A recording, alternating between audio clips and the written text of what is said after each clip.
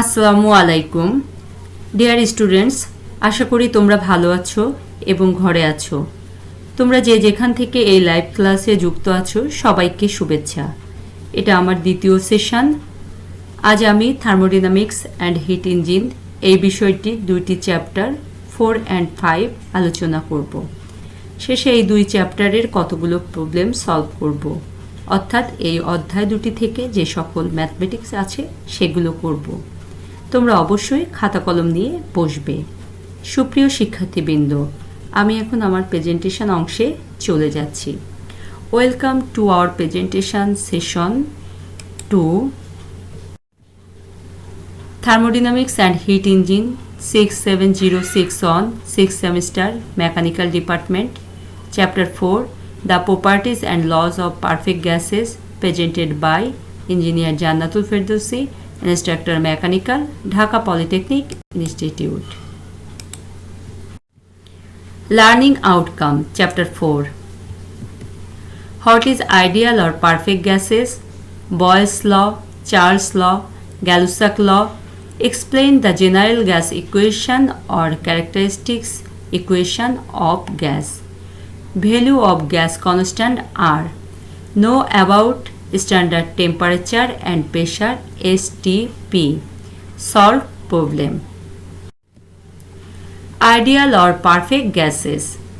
Ideal gas is a gas that obeys ideal gas law, and specific heats of an ideal gas are function of temperature alone. Also, in constant temperature and pressure, which gas obey the Boyle's law is called ideal gas. যে কোনো স্থির তাপমাত্রায় যে সকল গ্যাসের আয়তন সকল চাপে বয়েলের সূত্র মেনে পরিবর্তিত হয় তাদেরকে সাধারণভাবে আদর্শ গ্যাস বলা হয়। বাস্তবে আদর্শ গ্যাস দৃষ্টিগোচর হয় না। নিম্ন চাপে এবং উচ্চ তাপমাত্রায় প্রায় সকল গ্যাস আদর্শ গ্যাসের ন্যায় আচরণ করে। প্রিয় শিক্ষার্থীবৃন্দ, তোমরা আমার কথা শুনতে পারছো তো? আদর্শ গ্যাসের ক্ষেত্রে যে সূত্রগুলো আমাদের অবশ্যই জানতে হবে সেগুলো নিয়ে আমি এখন আলোচনা করব। Boyle's law. Boyle's law states that at constant temperature, the volume of a particular mass of gas is inversely proportional to its pressure. If the pressure is doubled, the volume is halved. কোনো নির্দিষ্ট ভরের গ্যাসের তাপমাত্রা স্থির থাকলে তার আয়তন চাপের ব্যস্তানুপাতে পরিবর্তিত হয়। গাণিতিকভাবে যদি নির্দিষ্ট পরিমাণ কোনো গ্যাসের পরম চাপ P এবং আয়তন V হয়, তবে বয়েলের সূত্রানুসারে আমরা পাই V সমানুপাতিক 1/P, হয় T and N আর কনস্ট্যান্ট, যেখানে P এবং N ধ্রুবক। V = K × 1/P, এখানে K সমানুপাতিক ধ্রুবক। সেখান থেকে আমরা পাই PV = K। F P1 = প্রাথমিক চাপ, P2 = চূড়ান্ত চাপ এবং V1 = প্রাথমিক আয়তন, V2 = চূড়ান্ত আয়তন হয়। তাহলে P1 V1 = K = P2 V2। সেখান থেকে আমরা পাই P1 V1 = P2 V2। এই সূত্রটিকে আমি মার্ক করে রেখেছি। আমি এই সূত্র দিয়ে আমি অঙ্ক করব। Charles' law. Charles' law states that at constant pressure, the volume of fixed mass of gas is directly proportional to the Kelvin temperature of absolute temperature. If the absolute temperature is doubled, the volume is doubled. চার্লসের প্রথম সূত্র, স্থির চাপে কোনো নির্দিষ্ট ভরের গ্যাসের আয়তন তার পরম তাপমাত্রার সমানুপাতিক। চার্লসের দ্বিতীয় সূত্র, স্থির চাপে নির্দিষ্ট ভরের কোনো গ্যাসের আয়তন প্রতি ডিগ্রি সেন্টিগ্রেড তাপমাত্রা বৃদ্ধি বা হ্রাসের জন্য 0 ডিগ্রি সেন্টিগ্রেড তাপমাত্রার আয়তনের 1/273 বৃদ্ধি বা হ্রাস পায়। গাণিতিকভাবে যদি আমরা দেখি চার্লসের সূত্র, V সমানুপাতিক T, হয় P and N আর কনস্ট্যান্ট, অতএব সেখান থেকে পাই V = KT। এখানে K সমানুপাতিক ধ্রুবক, V সমানুপাতিক T, V/T = K। if V1 equal to প্রাথমিক আয়তন, V2 equal to চূড়ান্ত আয়তন, T1 সমান সমান প্রাথমিক তাপমাত্রা, T2 সমান সমান চূড়ান্ত তাপমাত্রা হয়, তাহলে V1 বাই T1 সমান K সমান V2 বাই T2। এখান থেকে আমরা finally pi V1 by T1 সমান V2 বাই T2। এটিও আমি মার্ক করে রেখেছি, আমি অঙ্ক করার জন্য ব্যবহার করব। Gay-Lussac law. Gay-Lussac law states that at constant volume the pressure of fixed mass of gas is directly proportional to the Kelvin temperature of absolute temperature. If the absolute temperature is double, the pressure is double. স্থির আয়তনে নির্দিষ্ট ভরের কোনো গ্যাসের চাপ ওই গ্যাসের পরম বা কেলভিন তাপমাত্রার সমানুপাতিক। গাণিতিকভাবে আমরা পাই P সমানুপাতিক T, where V and N are constant, তাহলে সেখান থেকে পাই P equal to KT, এখানে K সমানুপাতিক ধ্রুবক, P by T সমান সমান K। যদি P equal to প্রাথমিক চাপ, P2 equal to চূড়ান্ত চাপ এবং T1 সমান সমান প্রাথমিক তাপমাত্রা, T2 সমান সমান চূড়ান্ত তাপমাত্রা হয়, তাহলে আমরা পাই P1 by T1 সমান K equal to P2 by T2। সেখান থেকে ফাইনালি আমরা পাই P1 ভাগ T1 সমান সমান P2 ভাগ T2। এটিকেও আমি মার্ক করে রেখেছি, আমি অঙ্ক করার সময় ব্যবহার করব। Explain the general gas equation or characteristics equation of gas. গ্যাসের বৈশিষ্ট্যগত সমীকরণ বা চারিত্রিক গ্যাস সমীকরণ। মনে করি কোনো নির্দিষ্ট ভরের গ্যাসের চাপ, আয়তন এবং পরম তাপমাত্রা যথাক্রমে P, V এবং T। বয়েলসের সূত্র, চার্লসের সূত্র এবং অ্যাভোগাড্রোর সূত্রকে যদি আমরা কম্বাইন করি, তাহলে আমরা পাই বয়েলস ল V সমানুপাতিক 1 বাই P, যেখানে T এবং N ধ্রুবক, চার্লসের সূত্র V সমানুপাতিক T, যেখানে P এবং N ধ্রুবক, অ্যাভোগাড্রোস ল V সমানুপাতিক N, যেখানে P এবং T ধ্রুবক। একই তাপমাত্রা ও চাপে সম আয়তনের মৌলিক ও যৌগিক সকল গ্যাসে সমান সংখ্যক অণু থাকে, এটি অ্যাভোগাড্রোর সূত্র। So combine this we can write V সমানুপাতিক NT ভাগ P। Thus the ideal gas law may be stated as the volume of a given amount of gas is directly proportional to the number of moles of that gas, directly proportional to Kelvin temperature and inversely proportional to the pressure. If R is a proportionality constant, V equal to R NT ভাগ P, PV equal to nRT। আর এখানে গ্যাসের বৈশিষ্ট্যগত ধ্রুবক বা চারিত্রিক gas ধ্রুবক। This is a ideal gas equation. This equation can be used to solve any problem with a change in three variables P, V and T. N is the number of moles of the gas and M is the molar gas of the gas. PV equal to mRT। এই প্রমাণ থেকে তোমরা পরীক্ষায় যে প্রশ্নগুলো পাবা সেগুলো হলো, দেখাও যে গ্যাসের বৈশিষ্ট্যগত ধ্রুবক R equal to PV by MT, অথবা চারিত্রিক গ্যাস সমীকরণটি প্রতিষ্ঠা করো, বা দেখাও যে PV equal to mRT প্রতীকগুলো প্রচলিত অর্থ বহন করে। তোমরা আমার সাথে নিশ্চয়ই প্রমাণটি খাতায় তুলেছ। Value of gas constant R.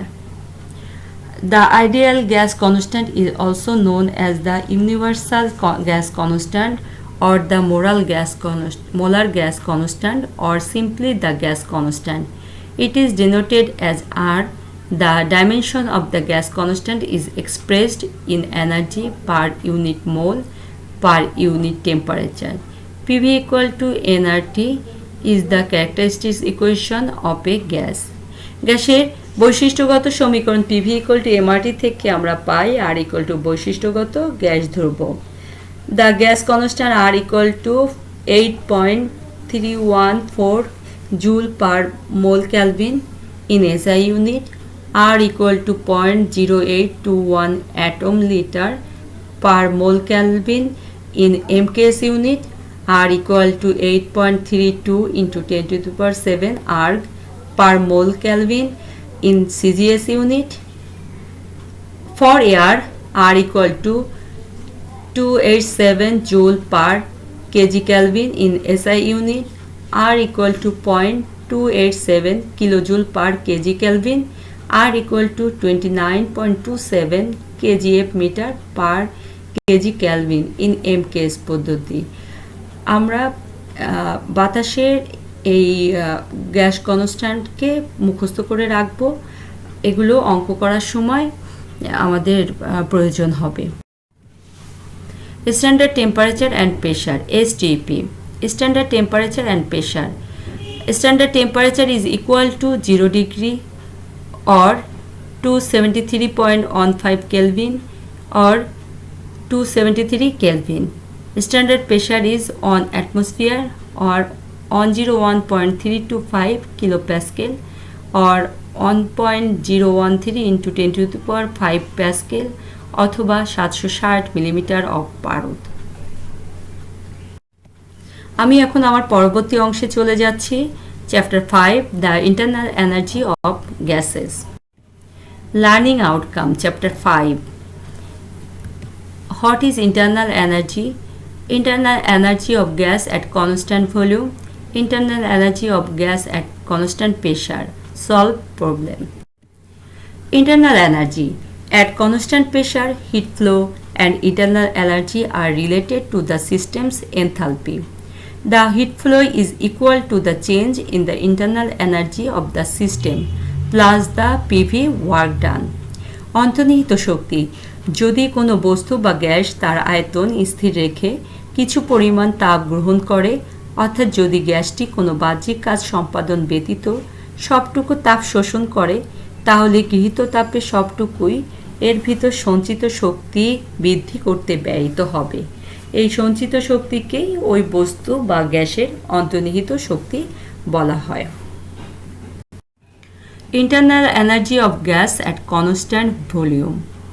সম-আয়তন প্রক্রিয়ায় অন্তর্নিহিত শক্তি, এই প্রমাণটি আমরা পূর্বেই আমার প্রথম ক্লাসে দ্বিতীয় চ্যাপ্টারে আলোচনা করেছিলাম। আমি আবারও তোমাদের সামনে তুলে ধরছি। ধরি এম কেজি গ্যাসকে স্থির আয়তনে T1 থেকে T2 তাপমাত্রায় তাপ দেওয়া হলো। অ্যাট কনস্ট্যান্ট ভলিউম সরবরাহকৃত তাপ H equal to mCv T2 minus T1. Since there is no change of volume, no work done is happened in this process, that's why W equal to 0. আয়তন স্থির থাকার ফলে gas দিয়ে কোনো কাজ হয়নি, W equal to 0. The first law of thermodynamics we know H equal to E plus W. অর্থাৎ তাপ গতিবিদ্যার প্রথম সূত্র থেকে আমরা জানি সরবরাহকৃত তাপ ইকুয়াল টু অন্তর্নিহিত শক্তি প্লাস বাহ্যিক কাজ।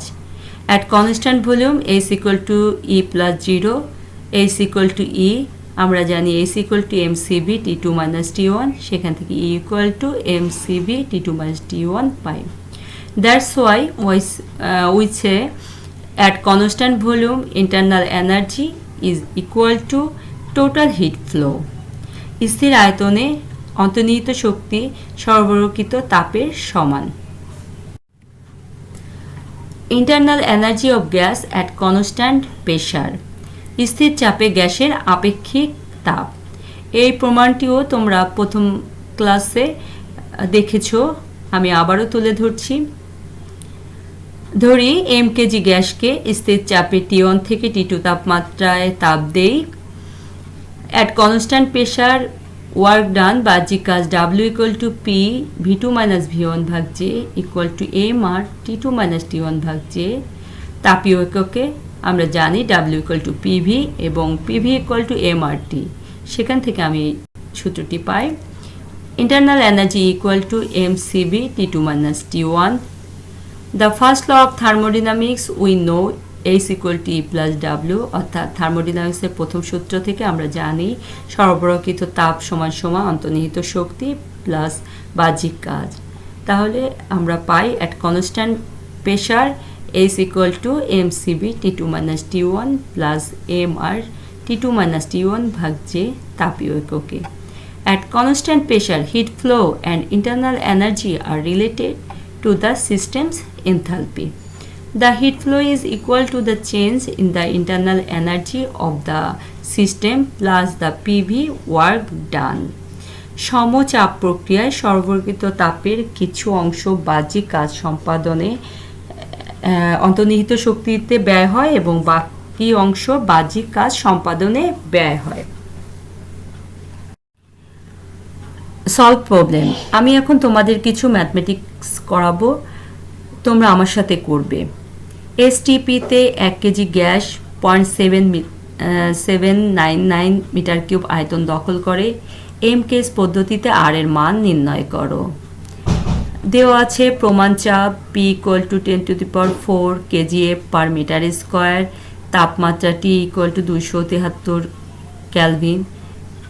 এই দুটো আমরা এখানে অঙ্কের ভিতর দেখতে পাচ্ছি না, কিন্তু এখানে অঙ্কে লেখা আছে এসটিপি, অর্থাৎ আমরা জানি standard temperature and pressure T = 0 degree centigrade or 273 degree kelvin, P = 1 atom or 1.013 × 10⁵ newton per metre square অথবা 10⁴ কেজিএফ পার মিটার স্কোয়ার। সেখান থেকে আমরা পাই বাতাসের আয়তন V = 0.799 মিটার কিউব দেওয়া আছে, বাতাসের ভর M = 1 কেজি দেওয়া আছে, গ্যাস ধ্রুবক R = কত বের করতে হবে। আমরা জানি PV = mRT, সেখান থেকে আমরা PV এবং MT এর মান বসিয়ে আমরা R এর মান সহজেই বের করতে পারি। দ্বিতীয় অঙ্ক, 2 কেজি ভরের একটি আদর্শ গ্যাস 300 কেলভিন তাপমাত্রা এবং 120 কিলো প্যাসকেল চাপে কত আয়তন দখল করবে। আর দেওয়া আছে 287 জুল পার কেজি কেলভিন। দেওয়া আছে গ্যাসের ভর M = 2 কেজি, চাপ P = 120 kilo pascal = 120 × 10⁻³ = 120 × 10⁻³ newton per metre square. আমরা জানি 1 প্যাসকেল সমান 1 নিউটন পার মিটার স্কোয়ার। তাপমাত্রা T = 300 কেলভিন দেওয়া আছে, গ্যাস ধ্রুবক R = 287 joule per KG kelvin দেওয়া আছে, আয়তন V = বের করতে হবে। আমরা জানি PV = mRT, এখানে P এর মান, M এর মান, R এর মান, T এর মান বসিয়ে আমরা V এর মান সহজেই বের করতে পারি। 3 নম্বর অঙ্ক, 300 কেলভিন তাপমাত্রা এবং 10⁵ নিউটন পার মিটার স্কোয়ার চাপে অক্সিজেনের ঘনত্ব 1.28 কেজি পার মিটার কিউব এবং স্থির চাপে আপেক্ষিক তাপ 1050 জুল পার কেজি কেলভিন হলে 1 নম্বর প্রতি কেজি অক্সিজেনের গ্যাস ধ্রুবক এবং 2 নম্বর স্থির আয়তনে আপেক্ষিক তাপ কত। দেওয়া আছে তাপমাত্রা T = 300 কেলভিন, চাপ P = 10⁵ newton per metre square, ঘনত্ব ρ = 1.28 kg per metre cube, CP অর্থাৎ স্থির চাপে আপেক্ষিক তাপ 1050 জুল পার কেজি কেলভিন দেওয়া আছে। 1 নম্বর বের করতে হবে গ্যাস ধ্রুবক R = কত এবং 2 নম্বর স্থির আয়তনে আপেক্ষিক তাপ CV = কত। আমরা জানি PV = mRT এবং আমরা আরও জানি M/V = ρ, সেখান থেকে আমরা পাই P = ρRT। P এর মান বসাই, ρ এর মান বসাই, T এর মান বসাই, তাহলে আমরা R এর মান সহজেই বের করতে পারবো। আমরা আরও জানি CP - CV = R যান্ত্রিক এককে, CV তাহলে আমরা পাই CP দেওয়া আছে 1050, R পেয়েছি -260 আমরা এই মানটি পাই। এটি জুল পার কেজি ক্যালভিনে দেওয়া বের করেছি। আমরা এটাকে কিলো ক্যালোরি পার কেজি ক্যালভিনে বের করব। আমরা জানি 1 ক্যালোরি সমান 4.1868 অথবা 4.2 জুল, সেখান থেকে আমরা সহজেই এই মানটি পেয়ে যাব। 4 নম্বর অঙ্ক, সমচাপে 20 ডিগ্রি সেন্টিগ্রেড তাপমাত্রায় 150 সেন্টিমিটার কিউব বায়ুকে উত্তপ্ত করায় আয়তন 237 সেন্টিমিটার কিউব হলো। চূড়ান্ত তাপমাত্রা কত? দেওয়া আছে প্রাথমিক তাপমাত্রা T1 সমান 20 ডিগ্রি সেন্টিগ্রেড সমান 20 + 273 সমান 293 কেলভিন আমরা পাই। প্রাথমিক আয়তন V1 সমান 150 সেন্টিমিটার কিউব, চূড়ান্ত আয়তন V2 সমান 237 সেন্টিমিটার কিউব। চূড়ান্ত তাপমাত্রা T2 সমান কত বের করতে হবে? সমচাপ দেওয়া আছে, অর্থাৎ স্থির চাপে P1 সমান P2। সাল্টসের সূত্র থেকে আমরা পাই V1/T1 সমান V2/T2। এখানে আমি মানগুলো যদি বসাই তাহলে আমি T2 সহজেই বের করতে পারবো। Solve problem chapter 5। 1 কেজি আদর্শ গ্যাসকে তাপ প্রয়োগ করে 35 ডিগ্রি সেন্টিগ্রেড তাপমাত্রা হতে 100 ডিগ্রি সেন্টিগ্রেড তাপমাত্রায় উন্নীত করা হলো। যদি ওই গ্যাসের R = 26.9 kg metre per KG kelvin এবং গামা = 1.4, তবে অন্তর্নিহিত শক্তির পরিবর্তন নির্ণয় করো। প্রথমেই দেখি কি দেওয়া আছে। গ্যাসের ভর M = 1 কেজি। প্রাথমিক তাপমাত্রা T1 সমান 35 ডিগ্রি সেন্টিগ্রেড দেওয়া আছে, এখান থেকে আমি কেলভিন টেম্পারেচার বের করব। চূড়ান্ত তাপমাত্রা T2 = 100 ডিগ্রি সেন্টিগ্রেড দেওয়া আছে, সেখান থেকেও আমরা কেলভিন টেম্পারেচার 373 কেলভিন পাব। গ্যাস ধ্রুবক R দেওয়া আছে 26.9 kg metre per KG kelvin. Gamma = 1.4। অন্তর্নিহিত শক্তির পরিমাণ E বের করতে হবে। আমরা জানি গামা = CP/CV, অতএব CP = 1.4 CV।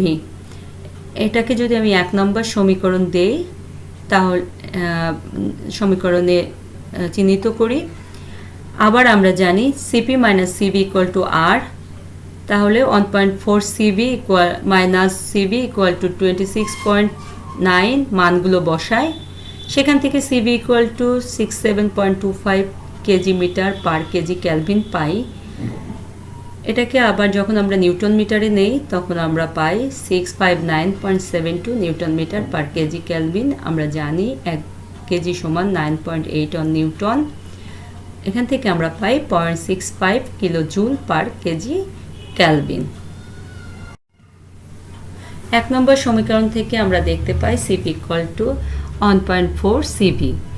তাহলে CP = 1.4 ইন্টু আমরা CVর যে মান পেয়েছি সেই মানটি বসাই, সেখান থেকে আমরা CP এর মান বের করতে পারি। আবার আমরা জানি E = mCV T2 - T1। এখন m এর মান, CV এর মান, T2 মান এবং T1 এর মান বসিয়ে আমরা সহজেই বের করতে পারি E এর মান। প্রথমে কিলো জুলে বের করেছি, এরপরে আমি কিলো ক্যালোরিতে বের করেছি। আমি 2 নম্বর অঙ্কে যাচ্ছি। একটি আবদ্ধ পাত্রে 0.8 মিটার কিউব কোনো গ্যাস দ্বারা পূর্ণ আছে এবং গ্যাসের প্রাথমিক চাপ ও তাপমাত্রা যথাক্রমে 4 কেজি পার সেন্টিমিটার স্কোয়ার এবং 30 ডিগ্রি সেন্টিগ্রেড। স্থির আয়তনে উত্তপ্ত করে গ্যাসের চাপ 5 কেজি পার সেন্টিমিটার স্কোয়ারে উন্নীত করা হলো। ওই গ্যাসের CV দেওয়া আছে, R দেওয়া আছে, তাহলে অন্তর্নিহিত শক্তির পরিবর্তন নির্ণয় করো। প্রথমে কি দেওয়া আছে দেখি। প্রাথমিক আয়তন V1 = 0.8 মিটার কিউব।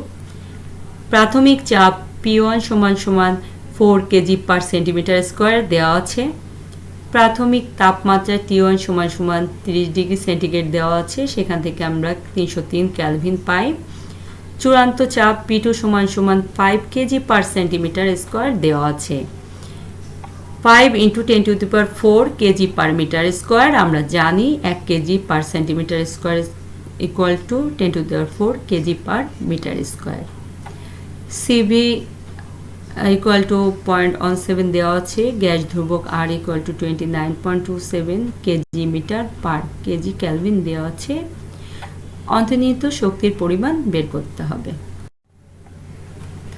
আমরা জানি গ্যালুসাক ল থেকে P1/T1 সমান P2/T2। এখানে সবগুলো মান বসালে আমরা T2 এর মান বের করতে পারি। আবার আমরা জানি P1V1 সমান mRT1। সেখানে P1 V1 আর T1 এর মান বসালে আমরা m এর মান বের করতে পারি। আবার আমরা জানি E = m CV T2 - T1, m এর মান CV এর মান T2 এর মান T1 এর মান বসালে আমরা এখান থেকে সহজেই E এর মান বের করতে পারবো।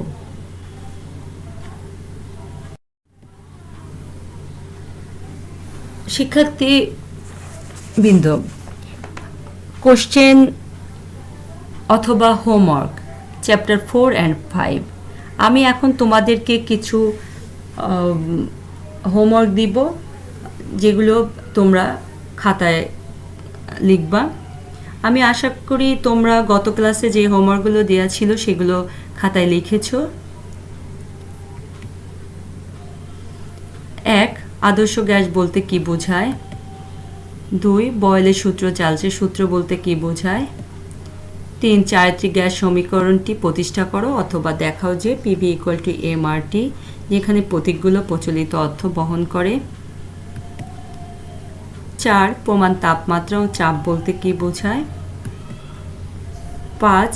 কোনো গ্যাস 10 kg/cm² চাপে এবং 250 ডিগ্রি সেন্টিগ্রেড তাপমাত্রায় 7.6 মিটার কিউব আয়তন দখল করে আর দেওয়া আছে, তাহলে গ্যাসের ভর নির্ণয় করো। 6. অন্তর্নিহিত শক্তি বলতে কি বোঝায়? 7. প্রমাণ করো যে সম আয়তন প্রক্রিয়ায় অন্তর্নিহিত শক্তি সরবরাহকৃত মোট তাপের সমান। 8.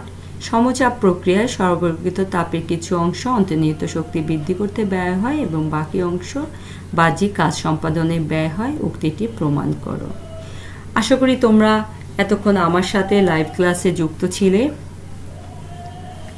আমি যে হোমওয়ার্কগুলো দিলাম সেগুলো তোমরা খাতায় লিখে ফেলবা। পরিশেষে এই ক্লাসের ভিডিওটি পুনরায় দেখতে চাইলে দক্ষতা বাতায়ন skills.gov.bd এই ওয়েবসাইটে ভিজিট করুন। আগামী ক্লাসে আবারও দেখা হবে। সবাই ভালো থেকো। এখানে শেষ করছি। Thanks to all.